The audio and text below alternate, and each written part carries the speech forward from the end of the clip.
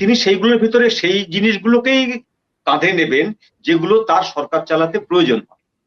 আপনি খেয়াল করে দেখেছেন 132টির ভেতরে 20 থেকে 22টি অধ্যাদেশ তারা বাতিল করে রেখেছে, তালিকায় তোলেনি, বাকিগুলোকে আইনে রূপান্তরিত করবে।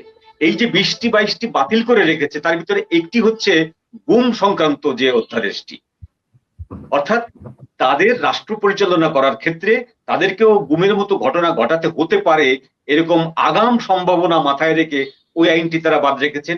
বিচারপতিদের নিয়োগের আইনটি তারা বাদ রেখেছেন এবং আপনার দুর্নীতি দমন কমিশন অধ্যাদেশ যেটা সংস্কার, সেটিকেও তারা বাদ রেখেছেন তালিকা থেকে।